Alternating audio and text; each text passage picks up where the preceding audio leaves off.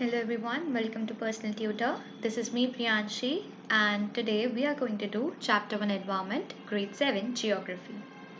So in this chapter we are going to learn what is environment and we'll see how the environment works. With that we'll see what all things are included in environment and what are natural environment and human environment. So the chapter starts with a story about Ravi. So Ravi is a school kid just like you, and he returns to his school after a very long vacation.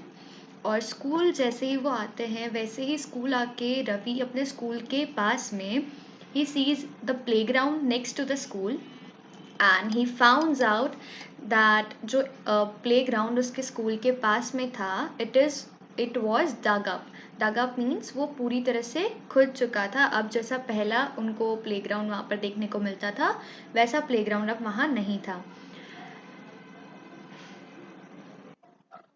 लोगों ने उसको बताया, रवि को बताया कि यहाँ पर अब बड़ी बड़ी बिल्डिंग्स बनेंगी, फ्लैट्स बनेंगे and for that reason the playground is been dugged up. और ये सुनकर रवि को बहुत बुरा लगा कि जिस प्लेग्राउंड में वो इतनी अच्छी अच्छी ग्रास देखते थे, marigold is a kind of flower, so marigolds butterflies उनको देखने को मिलती थी, ये सब अब उन्हें ये सब चीज़ें वहाँ पर देखने नहीं मिलेंगी।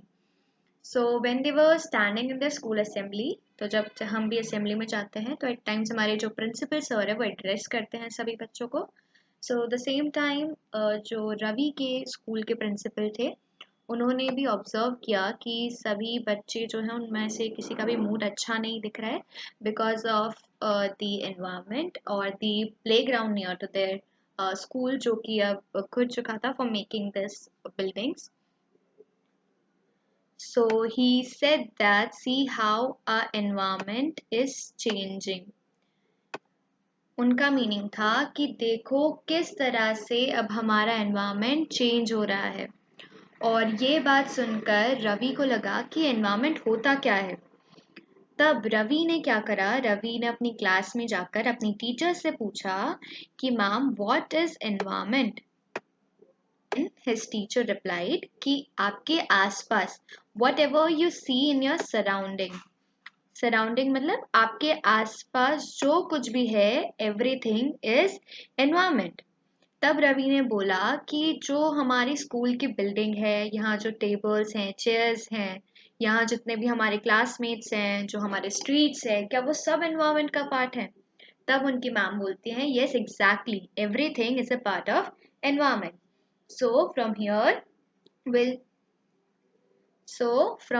we'll get the definition of environment. Environment is our basic life support system.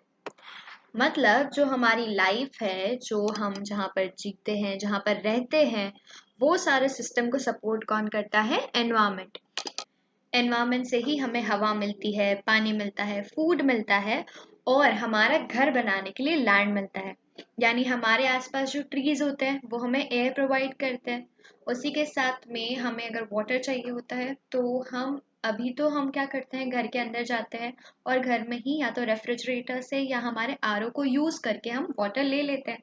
लेकिन वो वाटर आता कहाँ से? That water is coming from the environment. And the food which we eat, यानी हम जो अभी खाना खा रहे हैं वो कैसे है, ये हमें पता है कि बाहर एग्रीकल्चर होता है, उसी के कारण हमारे घर में फूड आता है। और जिस लैंड पर हमारा घर बना हुआ है वो लैंड भी एनवायरनमेंट ही प्रोवाइड कराता है।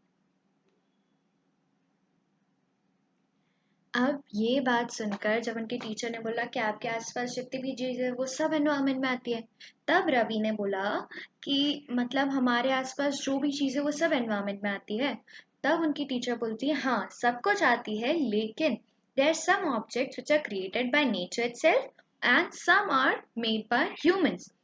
तब उनकी टीचर एक्सप्लेन करती हुई बोलती हैं कि नेचर जो क्रिएशन होती है, नेचर की जो क्रिएटेड होती है, यानी जो पहले से एनवायरनमेंट में पहले से जो चीज़ें हैं वो जो लोगों ने यानी जो इंसानों ने नहीं बनाई लेकिन पहले से होती है, like are mountains, rivers, trees, animals, ये सब तो पहले से थे। नेचर ने ही इन सब चीज़ों को क्रिएट करा था। That's why this things are created by nature. और इसके बाद कुछ चीजें होती हैं जो कि ह्यूमंस यानी आप मैं हम सब जितने भी पीपल होते हैं we all created like the roads the cars the clothes books हम अभी जहाँ पर बैठकर पढ़ रहे होंगे वो। अब ये सब सुनकर रवि को और उनके फ्रेंड्स को लगा कि किस तरह से हमारा जो एनवायरनमेंट पहले से नेचर जो हमको प्रोवाइड करता है जो नेचर में क्रिएटेड है वो किस तरह से मॉडिफाई किया जाता है। मॉडिफाई मॉडिफाई मीन्स कि किस तरह से जो पहले से प्रोवाइडेड है उसको ह्यूमन बींग्स किस तरह से चेंज करते हैं।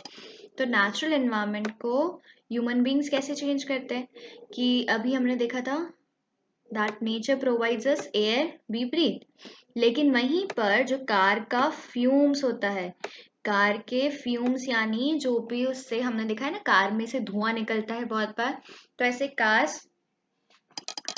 तो ऐसे कार्स और जो व्हीकल्स में जो फ्यूम्स निकलते हैं जो धुआं निकलता है और जो पोल्यूटेंट्स उनसे बाहर आते हैं वो हमारे एनवायरनमेंट को पोल्यूट करते हैं वो हमारी एयर को पोल्यूट करते हैं।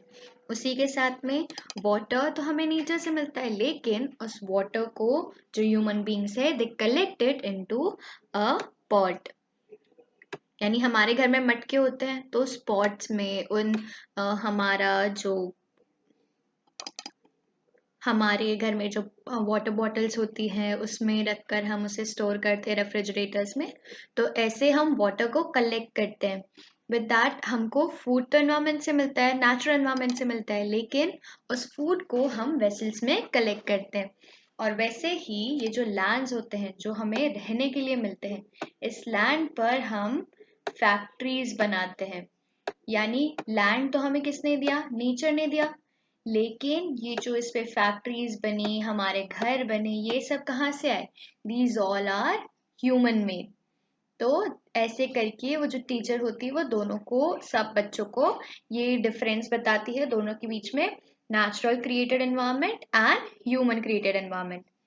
अब जो टीचर होती है वो उनको बोलती है कि आप सब पेयर्स बना लो यानी ग्रुप्स बना लो और ग्रुप में वर्क करो और लिखो कि कौन सी चीजें हैं which are created by nature और creation of nature and which are human beings made और which are the creations by human being.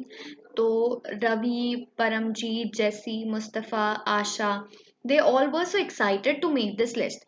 लेकिन उसी टाइम पर इन सब का एक फ्रेंड होता है इकबाल। वो यहाँ पर टीचर से पूछता है कि हमारा एनवायरनमेंट चेंज होता क्यों है। मतलब अगर नेचुरल एनवायरनमेंट है तो उसको हमें एज ए ह्यूमन बीइंग हमें उसे चेंज क्यों करना पड़ता है। That time the teacher answers that it's all because of our needs. ऐसा हमें क्यों करना पड़ता है क्योंकि ऐसी हमारी नीड्स होती है। नीड्स मतलब जरूरत because we want that's why we need to change. They are increasing day by day. We are therefore modifying and at times even destroying our natural surrounding. So teacher उनको बोलती है कि जो हमारा एनवायरनमेंट है हम उसको इसीलिए चेंज करते हैं हम ह्यूमन बींग्स हमारे नेचुरल एनवायरनमेंट को इसलिए चेंज करते हैं क्योंकि हम सब की कुछ नीड्स होती है। नीड्स मतलब कुछ ज़रूरत होती है। अब ज़रूरत कैसी कि अगर आपको खाना खाना है तो उसके लिए आपको कोई वेसल चाहिए होगा यानी कोई प्लेट चाहिए होगी कोई बाउल चाहिए होगा तभी आप खा सकते हो। वैसे ही अगर आपको रहना है तो रहने के लिए हमें घर चाहिए और ऐसे ही अगर हमें क्लोथ्स चाहिए और कुछ भी हमारे ज़रूरत की चीज़ें चाहिए तो उसके लिए हमें मार्केट जाना होता है। अब मार्केट में वो चीज़ें कहाँ से आती है फैक्ट्रीज से इंडस्ट्रीज से। अब ये जो इंडस्ट्रीज और फैक्ट्रीज होती हैं ये हमारे लैंड को आजकल बहुत ज़्यादा यूज़ करने लगी है और इसी के कारण धीरे धीरे लोगों की नीड्स भी बहुत ज़्यादा बढ़ चुकी है। अब नीड से ज़्यादा लोगों की ग्रीड बढ़ती है। There are two words need and greed. First is need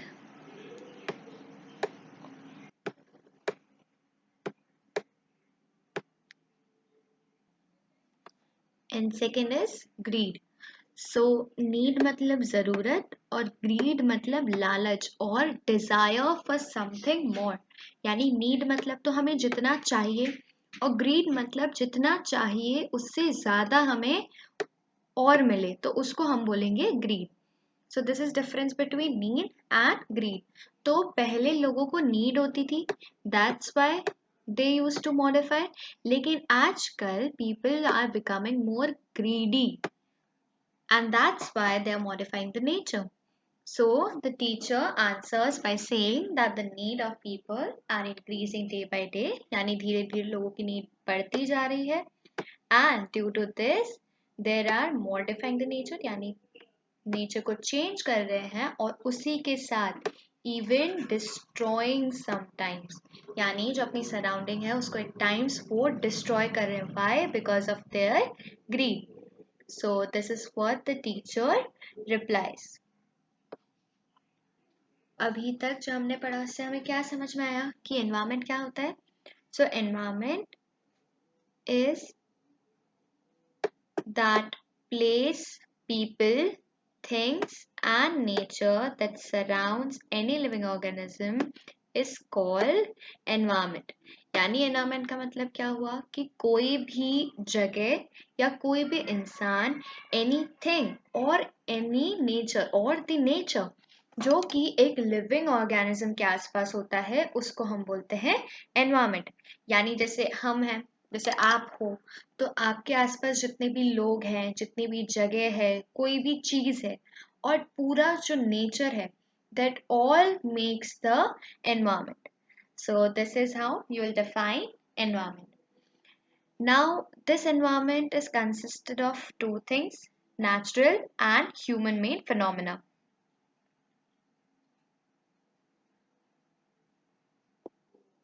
So phenomena is basically the fact or activities. तो जो जो एक्टिविटीज परफॉर्म करते हैं, जैसे कि लाइक नेचुरल एनवायरनमेंट में होती है कौन सी? Biotic and abiotic conditions. यानी नेचुरल एनवायरनमेंट में कौन कौन सी हम दो चीजों को रेफर करते हैं? Biotic and abiotic conditions. अब बायोटिक क्या होती है? बायोटिक कंडीशंस आर दोज जहाँ पर लिविंग ऑर्गेनिजम्स रहते हैं, जैसे प्लांट्स, एनिमल्स, ह्यूमंस। यानी आप, मैं, हमारे अगर कोई पेट्स हैं, हमारे जो भी एनिमल्स होते हैं, हमारे जितने भी प्लांट्स हैं, ये सब आते हैं बायोटिक में। और वहीं पर एबायोटिक में आते हैं नॉन लिविंग एलिमेंट्स, जैसे लैंड हो गया, वाटर हो गया, एयर हो गई, ये सब हमारे होते हैं एबायोटिक। यानी ये जो भी नॉन लिविंग थिंग्स होती हैं ये सब आती हैं एबायोटिक में, and all those living things come under biotic. अब ये तो था कि नेचर मतलब, अब ये तो था कि नेचुरल एनवायरनमेंट में क्या होता है। Now what's there in human environment? So human environment reveals the activities, creations and interaction among human beings. मतलब जो भी एक्टिविटीज हम परफॉर्म करते हैं, जो भी नई चीज हम क्रिएट करते हैं, and the way human beings interact with each other, यानी एक दूसरे से कैसे बात करते हैं, कैसे रहते हैं, वो क्या क्या नए इन्वेंशंस कर रहे हैं, क्या एक्टिविटीज परफॉर्म कर रहे हैं, यानी ह्यूमन जो कुछ भी करेगा एक एनवायरनमेंट में, that all will be considered और that all will be there in human environment. तो अभी हमने समझ लिया कि एनवायरनमेंट क्या होता है, एनवायरनमेंट में क्या क्या दो टाइप के एलिमेंट्स होते हैं। फर्स्ट इज नेचुरल क्रिएशन और creation of nature and second is human made.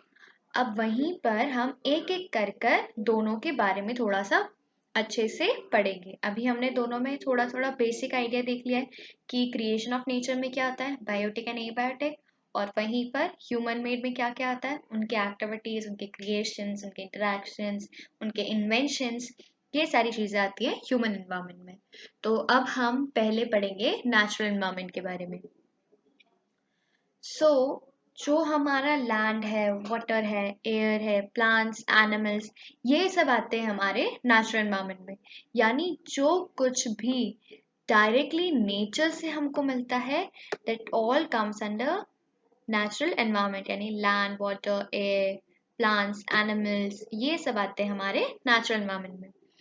अब हमने पहले भी लिथोस्फीयर, हाइड्रोस्फीयर, एटमॉस्फेयर, बायोस्फीयर जैसे वर्ड्स पहले भी सुने हैं, अब हम इनको थोड़ा सा अच्छे से एक बार पढ़ेंगे.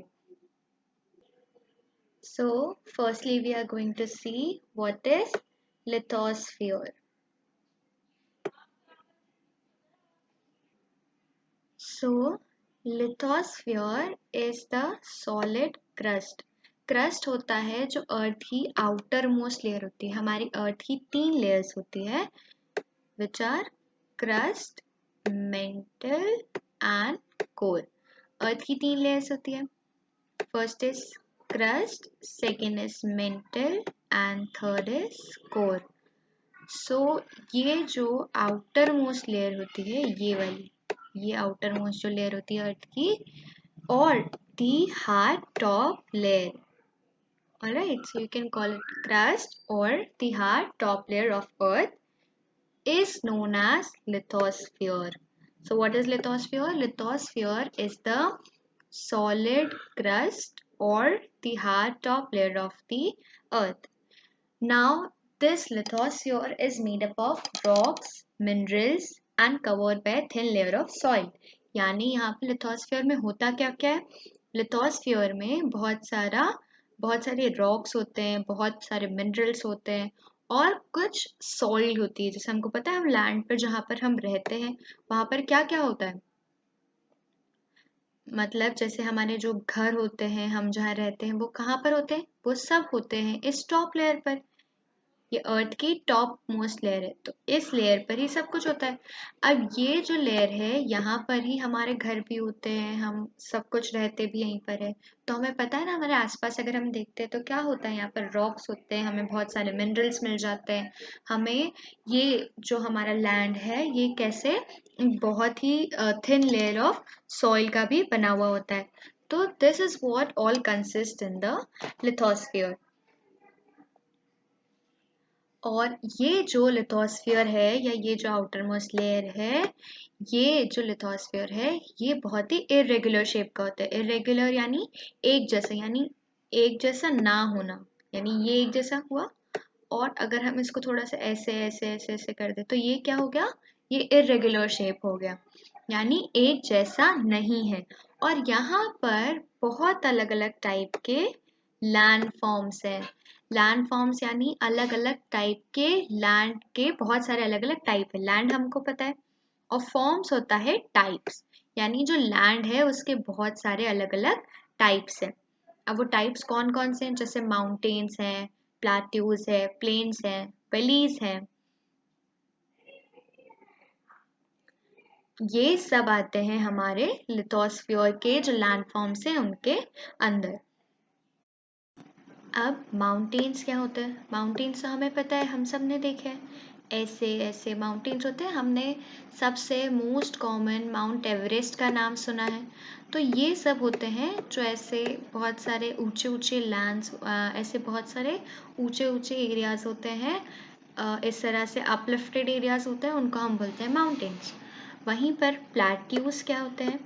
प्लेट्यूज होते हैं जो प्लेन लैंड होता है, यानी सिंपल सा ऐसा उठा हुआ नहीं होता, बट स्टिल जो हमारा नॉर्मल लैंड होता है वो ऐसा होता है. इसको हम बोलते हैं प्लेन्स. यानी जहाँ पर बिल्कुल नॉर्मल एक प्लेन, अगर हम पेपर को देखें तो हमारा पेपर कैसा प्लेन होता है, बस वैसे ही जो लैंड होते हैं उनको हम बोलते हैं प्लेन्स. यानी जहाँ पर बिल्कुल फ्लैट लैंड होता है उसको हम बोलेंगे प्लेन. अब वहीं पर अगर थोड़ा सा इसमें अपलिफ्टमेंट हो जाए और फिर से वो प्लेन एरिया आ जाए, यानी प्लेन एरिया है लेकिन थोड़ा सा हाइट पर है, तो उसको हम क्या बोलेंगे? प्लेट्यू. और वहीं पर माउंटेन्स क्या होते हैं? माउंटेन्स ऐसे होते हैं कुछ इरेगुलर शेप के, थोड़े बहुत ऊंचे ऊंचे ऐसे जो अपलिफ्टेड एरियाज होते हैं उनको हम बोलते हैं माउंटेन्स. तो यहाँ पर ये हो गए प्लेन्स, ये हो गए प्लेट्यूज, और ये हो गए हमारे माउंटेन्स. अब और इसी के साथ में होती हैं वैलीज. वैलीज यानी जैसे ये माउंटेन है, तो माउंटेन के बीच का ये जो एरिया होता है, ये वाला, इस एरिया को बोलते हैं हम वैली. तो ये जो एरिया हुआ, यहाँ पर भी लोग रहते हैं, तो ये भी एक एरिया होगा, ये भी एक लैंड का टाइप हो गया. तो इसीलिए लैंड फॉर्म्स डिफरेंट डिफरेंट होते हैं. मतलब अभी आप में से भी कुछ लोग माउंटेन्स में रह रहे होंगे, कुछ प्लेन्स में रहते होंगे. तो इसीलिए जो हमारा लिथोस्फीयर है उसमें हमें क्या क्या देखने को मिलता है? रॉक्स, मिनरल्स और सॉइल देखने को मिलती है. और उसी के साथ में बहुत अलग अलग टाइप के लैंड फॉर्म्स या लैंड के टाइप्स देखने को मिलते हैं, जैसे mountains, plateaus, plains, valleys etcetera.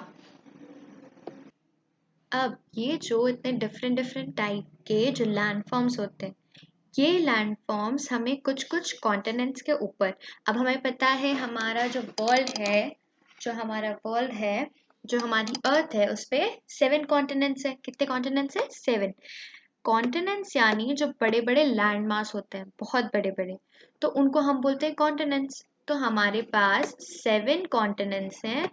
और ये जो लैंड फॉर्म्स होती है, जैसे अगर ये हमारी अर्थ है,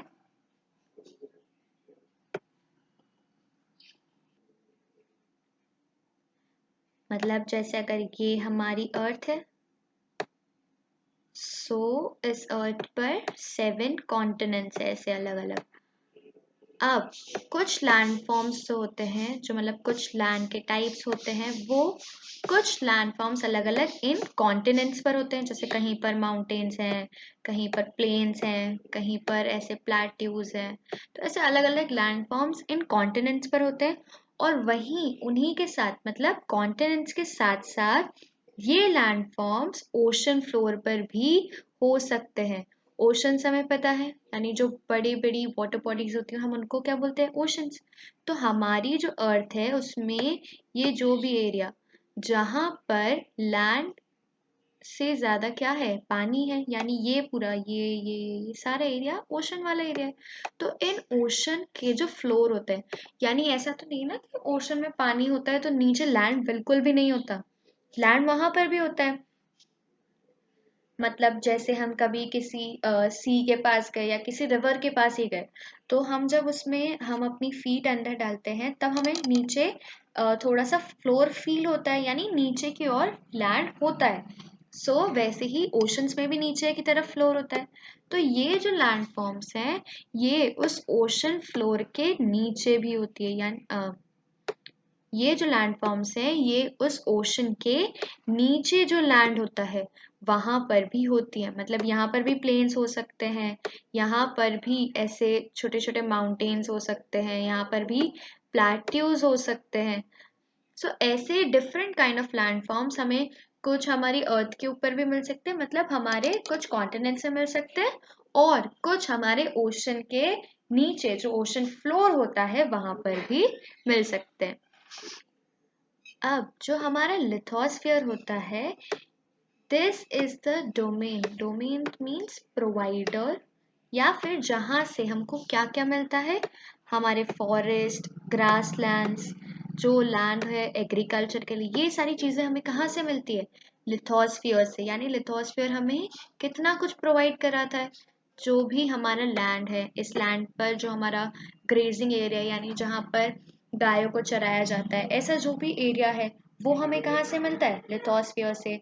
उसी के साथ में हमारे फॉरेस्ट एरियाज, ये सब भी का किसके अंडर आते हैं? लिथोस्फियर के अंडर। और जो एग्रीकल्चर होता है जिस लैंड पर, वो भी कहाँ होता है? वो भी हमें कहाँ से प्रोवाइड होता है? इस लिथोस्फियर के कारण। विद दिस ह्यूमन सेटलमेंट्स, ये सब भी, ये जो एरिया है, जो लैंड है, वो भी हमें कहाँ से मिलता है? इसी लिथोस्फियर के कारण मिलता है। और हमें जो मिनरल्स मिलते हैं, तो इन मिनरल का भी सोर्स क्या है? यही लिथोस्फियर। मतलब अगर एक बार के लिए हम अगर सोचे कि अगर हमारी अर्थ पर लैंड ही नहीं होता, तो हम सब रहते कहाँ? हमें जो फूड है, जो एग्रीकल्चर के लिए, जो हमें एग्रीकल्चर के बाद जो हमें क्रॉप्स मिलती है और उससे जो हम फूड बनाते हैं, तो वो फूड भी हमें कहाँ से मिलता है? क्योंकि लैंड तो होता ही नहीं। So this how we can say कि जो लिथोस्फियर है, वही हमें ये सारी चीजें, जितने भी लैंड फॉर्म्स है, जो हमारे फॉरेस्ट होते हैं, हमारे जो ग्रेजिंग एरियाज होते हैं, जो ग्रासलैंड्स होते हैं, and with that the land for agriculture, place for human settlements, this all are also provided by lithosphere. तो इससे हमें ये तो समझ में आ गया कि जो हमारा लैंड है, वो हमें कहाँ से मिलता है? Through the lithosphere. वैसे ही अब लैंड के साथ में हमें, जैसे in this diagram we can see कि जो हमारा लिथोस्फियर है, it is the land area. अब उसी के साथ में हमारे पास जो एयर होती है, जो वाटर होता है, जो सराउंडिंग में इतने सारे लोग होते हैं, एनिमल्स होते हैं, ये सब किसके अंडर आएंगे? तो लिथोस्फीयर हमने समझ लिया। Now let's see what comes under hydrosphere. तो हाइड्रोस्फीयर जो होता है, hydrosphere is the domain of water. मतलब हमें वाटर जहां से मिलता है, वाटर जिसके अंदर आता है, it is referred as hydrosphere. अब यहाँ पर अलग अलग सोर्सेज होते हैं वाटर के। जैसे हमने देखा लिथोस्फीयर में हमारे पास लैंड होता है और लैंड के अलग अलग टाइप्स होते हैं। इन द सेम वे यहाँ हाइड्रोस्फीयर में भी हमारे पास वाटर होता है और वाटर के जो सोर्स होते हैं वो अलग अलग होते हैं, यानी हमें बहुत अलग अलग जगह से वाटर मिल सकता है। अब वाटर के टाइप्स कैसे हो गए, यानी जो उनका सोर्स हो गया, उस सोर्स के टाइप्स कैसे हो गए? वो सोर्सेज हो गए लाइक हमारी different water bodies like rivers, lakes, seas, oceans. ये हमको पता है कितने अलग अलग टाइप्स के होते हैं। मतलब कुछ साइज में छोटे होते हैं, कुछ बड़े होते हैं, लेकिन इन सब से हमें मिलता क्या है? Water. And this water is all coming from, or this all water source comes under hydrosphere. यानी वाटर का डोमेन कौन हो गया? हाइड्रोस्फीयर।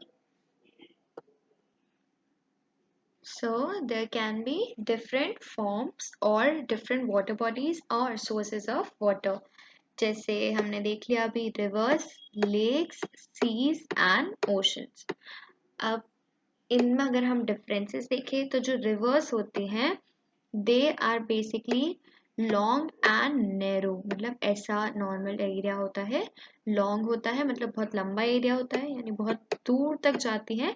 लेकिन ये जो एरिया होता है इनका, ऐसा जो इनकी विड्थ होती है ये बहुत कम होती है।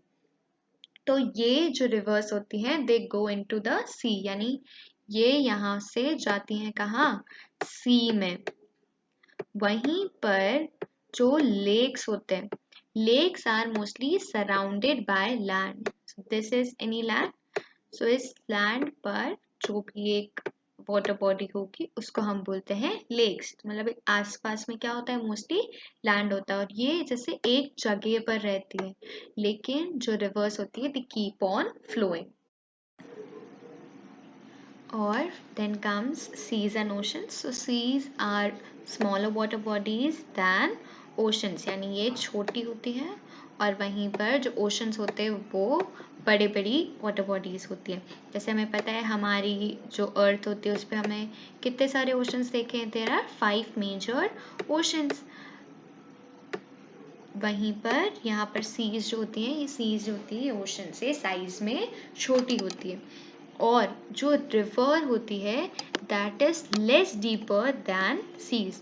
मतलब अगर रिवर इतनी गहरी है, ऑलराइट, अगर ये यहाँ पर हमारा पानी है और अगर रिवर इतनी गहरी है तो जो सीज होते हैं they are much deeper than the reverse.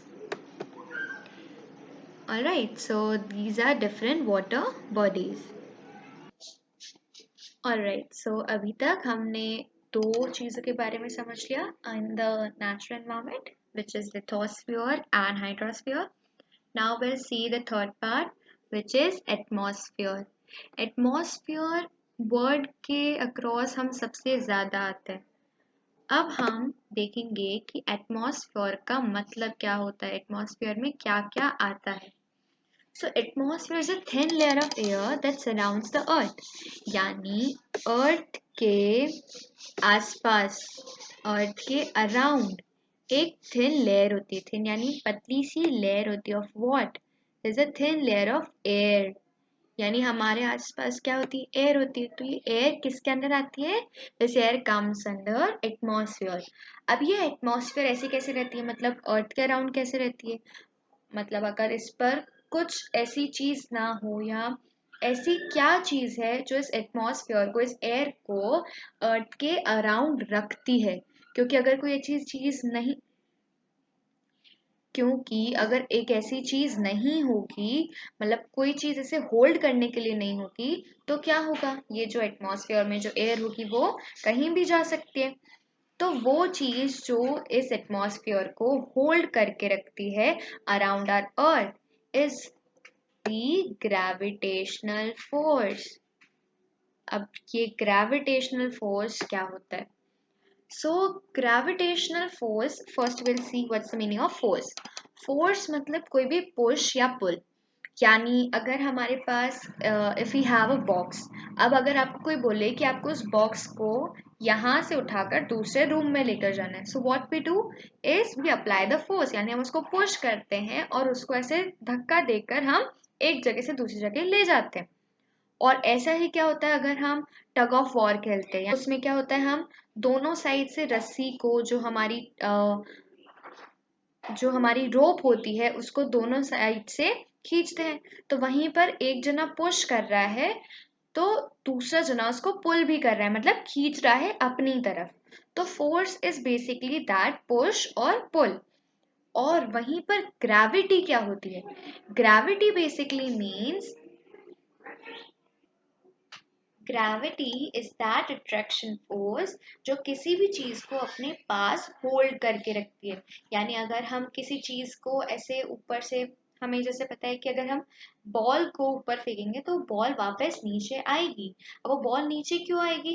क्योंकि उस पर जो हमारे अर्थ का फोर्स है वो अप्लाई हो रहा है, यानी ऊपर से अर्थ कुछ फोर्स दे रही है और उसी फोर्स के कारण वो बॉल हमारे पास वापस आती है। और इसी फोर्स के कारण, इसी ग्रेविटी के कारण, मतलब ये जो अट्रैक्टिंग फोर्स है जो कि होल्ड करके रखता है किसी भी चीज को, इसी फोर्स के कारण हमारे अर्थ के आसपास जो एटमॉस्फेयर है वो अभी भी होल्डेड है। यानी अगर वो होल्डेड या ग्रेविटी नहीं होगी हमारी अर्थ के पास तो क्या होगा?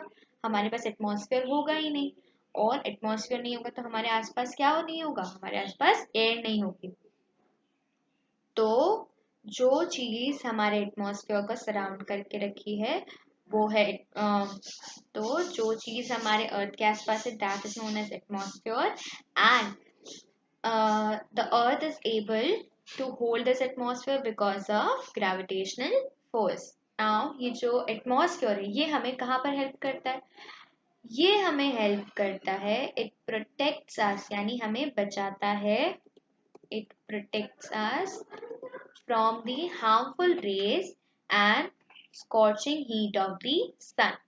Harmful rays यानी हमारी जो सन होता है, हमारा सन से जो रेज आती हैं, हम बोलते हैं ना सन रेज, तो ये जो रेज होती हैं ये रेज हमेशा हमारे लिए अच्छी नहीं होती, क्योंकि ये जब रेज हमारे ऊपर डायरेक्टली आती हैं तो क्या होता है उसके कारण हमें बहुत सारी प्रॉब्लम्स हो सकती हैं, जैसे स्किन की प्रॉब्लम हो सकती है, आई की प्रॉब्लम हो सकती है, ऐसी बहुत सारी प्रॉब्लम हो सकती है अगर ये रेज डायरेक्टली हमारे ऊपर आती हैं तो जो हमारा एटमॉस्फेयर है ये क्या करता है? It protects us from these harmful rays, मतलब ये उसको प्योरीफाई कर देता है एक तरीके से, and then this rays comes to us. इसीलिए जो अभी हमें रोज सनलाइट मिलती है इससे हमें कोई प्रॉब्लम नहीं होती है। यहीं पर जो हीट होती है उसकी, उससे भी हमें बचाती है, हमसे प्रोटेक्ट करती है। मतलब हमारे पास हीट आती है, हमारे पास सन की रेज आती है, लेकिन ये सब क्या होता है? प्योरीफाई होकर आती है। जैसे अगर ये हमारा एटमॉस्फेयर है तो यहाँ पर सन की जितनी भी रेज हैं, ये जितनी भी हीट है, ये सब आ रही है। अब इसमें से बहुत सारी हमारे लिए अच्छी है, और अगर ये एक साथ सब कुछ आ जाए तो ये हमारे लिए बहुत सारी प्रॉब्लम्स लेकर आ सकती है। दैट्स वाई ये जो हमारा एटमॉस्फेयर है ये हमें प्रोटेक्ट करता है, एंड ये हमें हमारे पास हमारी अर्थ पर सिर्फ जो हमारे लिए अच्छा है, जो रेस हार्मफुल नहीं है, ये सिर्फ उन प्योरिफाइड रेस को हमारे पास लेकर आता है। अब हमने ये समझ लिया कि हमारा एटमॉस्फेयर क्या होता है, एटमॉस्फेयर हमें किन किन चीज़ों से हेल्प करते हैं। Now will see what is atmosphere, what is there in the atmosphere, यानी एटमॉस्फेयर में क्या क्या होता है। सो एटमॉस्फेयर में क्या होता है? बहुत सारी गैसेस होती हैं, अलग अलग डस्ट होता है, वाटर वेपर्स होते हैं, यानी हमारा जो एटमॉस्फेयर है, हमारी जो एयर है that is surrounding our earth, उसमें बहुत सारी डिफरेंट काइंड्स ऑफ गैसेस होती हैं, कुछ डस्ट पार्टिकल्स भी होते हैं, वाटर वेपर यानी वाटर के ड्रॉप्स भी होते हैं, विद दिस, अगर हमारे एटमॉस्फेयर में कोई भी चेंज आता है, यानी अगर एटमॉस्फेयर में कोई चीज़ बढ़ गई या कोई चीज़ की कमी हो गई, तो अगर एटमॉस्फेयर में कोई भी चेंज आएगा तो उसी के कारण हमारे अर्थ के वेदर और क्लाइमेट में भी चेंज आएगा। यानी ये हमारा एटमॉस्फेयर है। अब अगर एटमॉस्फेयर में कोई भी चेंज आए, यानी कोई चीज़ बढ़ गई या कोई चीज़ कम हो गई, तो उसके कारण जो हमारे अर्थ है, उस अर्थ पे जो क्लाइमेट है, जो वेदर है, उस पर भी अफेक्ट होगा। अब ये वेदर और क्लाइमेट क्या होते हैं? वेदर वो चीज़ होती है जो कि फ्रीक्वेंटली चेंज होती है। जैसे हम बोलते हैं कि आज तो सुबह धूप निकली थी या आज शाम को बारिश हुई थी। So this is what is called weather. यानी सुबह day was sunny, the weather was sunny. But at the same time, at the evening or at the afternoon, there was rain and the weather was rainy. वहीं पर जो climate होता है, it is for long period of time. जैसे हम India का climate बोलते हैं, it is monsoon type climate, यानी इसका मतलब मॉनसून मतलब रेनी टाइम होता है। अब इंडिया का मॉनसून टाइप क्लाइमेट यानी ये नहीं कि हर साल में हर दूसरे दिन में रेन आने लग जाती है इंडिया में, but most of the time पर जो यहाँ का वेदर होता है वो या तो नॉर्थ में या साउथ इंडिया में कहीं ना कहीं पर रेनी होता है। इसी के कारण जो लॉन्ग पीरियड ऑफ टाइम यानी अराउंड 30 years या ऐसे में जो भी एवरेज होता है वेदर का, जैसे सनी है वेदर या रेनी है या फिर विंटर टाइम रहता है, तो इन सब अलग अलग वेदर्स को देखने के बाद, यानी ये जो अलग अलग वेदर्स होते हैं इन सब को देखने के बाद जो एक एवरेज निकल कर आता है, यानी इतनी बार देख लिया, इतने टाइम तक देख लिया अलग अलग वेदर्स को। अब अलग अलग वेदर्स को देखने के बाद जो एक फाइनल कंक्लूजन आता है कि यहाँ पर ये चीज़ ज़्यादा होती है या इतने साल में ये चीज़ ज़्यादा रहती है, that is considered as climate. तो एटमॉस्फेयर में अगर कोई भी चेंज होगा तो उसी के कारण क्या होता है, जो अर्थ होती है वहाँ के भी क्लाइमेट पर असर होता है। So till now we are done with three things, which are lithosphere, hydrosphere and atmosphere. Now the next one is biosphere. अब बायोस्फीयर क्या होता है? बायोस्फीयर होता है, biosphere is like the living world, यानी जहाँ पर भी लोग रहते हैं, जहाँ पर भी प्लांट्स, एनिमल्स, ये सब का इंटरेक्शन होता है, उसे हम बोलते हैं biosphere. So it means like lithosphere मतलब land से related, hydrosphere related to water and atmosphere related to air. Now the last one is biosphere.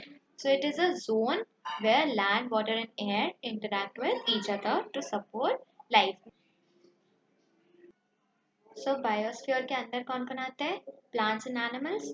अब बायोस्फीयर में क्या होता है, जो लैंड, वाटर, एयर जो हमने अभी पढ़े, under lithosphere, biosphere, sorry lithosphere, atmosphere and hydrosphere, यानी लैंड, वाटर, एयर जो होते हैं ये इस बायोस्फीयर में इंटरैक्ट करते हैं एक दूसरे से। यानी अगर हमें तीनों को एक साथ ले लें और जितने भी प्लांट्स, एनिमल्स हैं इन सब को ले लें, so they together make biosphere.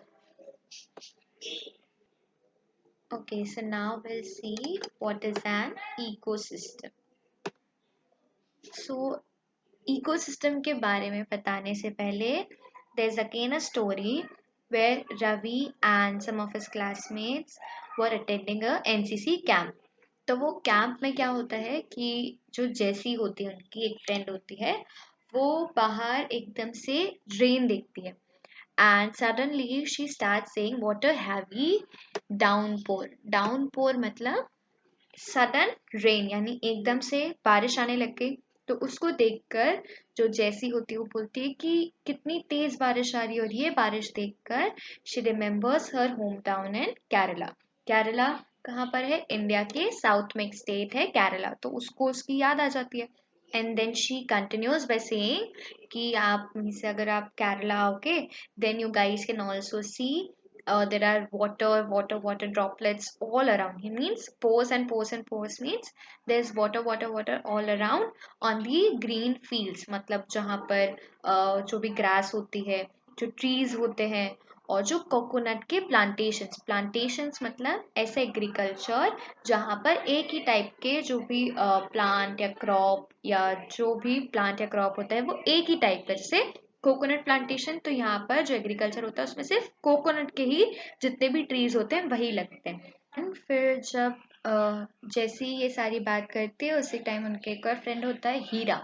वो बोलता है कि केरला में तो इतनी रेन होती लेकिन हम जहाँ रहते हैं, तो वो कहाँ रहते थे, जैसलमेर। जैसलमेर कहाँ पर है, राजस्थान में। तो वो बोलता है कि हमारे यहाँ तो बिल्कुल भी रेन नहीं होती है। हमारे यहाँ अगर आप आओगे तो आपको सब जगह कीकर and you will see sand all around. कीकर is a tree which is commonly known as बबूल। सो जो हीरा होता है वो बोलता है कि हमारे जैसलमेर में तो बिल्कुल भी बारिश नहीं होती, and there you can only see कीकर एंड सैंड ऑल अराउंड। तभी रवि उनके साथ बोलता है कि इसके साथ में तो वहां पर कैमल्स भी होता है ना। Then Heera says yes we can see camels also, and then he continues by saying कि सिर्फ कैमल्स ही नहीं, वहां पर you can find out many insects जैसे snakes, lizards और many more insects you can find out there। तब रवि सोचता है कि इंडिया जैसे एक ही जगह है लेकिन यहाँ पर भी कितने अलग अलग एनिमल्स है, अलग अलग जगह पर कितने अलग अलग वेजिटेशन है। वेजिटेशन मीन्स जो भी किसी जगह पर जो प्लांट्स मिलते हैं, जो भी ट्रीज वगैरह मिलते हैं वो। तो रवि सोचता है कि अलग अलग जगह पर कैसे अलग अलग टाइप के प्लांट्स होते हैं, कैसे अलग अलग एनिमल्स होते हैं, लोगों का रहने का तरीका कितना अलग हो जाता है। ऐसा सब क्यों होता है, क्यों अलग अलग जगह पर अलग अलग लोग रहते हैं, क्या इनका आपस में कोई रिलेशन है कि एनिमल्स अलग हैं, वहाँ के प्लांट्स अलग हैं, वहाँ पर जो लोग रहते हैं उनका रहने का तरीका अलग अलग है, क्या ये सारी चीजें आपस में किसी तरह से कनेक्टेड है। देन हिज टीचर्स रिप्लाइज कि हाँ ये सारी चीजें आपस में रिलेटेड है। एंड देन यहाँ पर वो हमें इकोसिस्टम का मीनिंग समझाते हैं। सो ecosystem is basically where all plants, animals and human beings depend on their immediate surrounding. Often they are also interdependent on each other. यानी सब एक दूसरे पर डिपेंडेंट होते हैं, जैसे प्लांट्स एनिमल्स, जैसे ह्यूमंस एनिमल्स पे होते हैं और प्लांट्स पे डिपेंडेंट होते हैं। जैसे कुछ ह्यूमंस मीट खाते हैं so they depend on animals, and those vegetarian peoples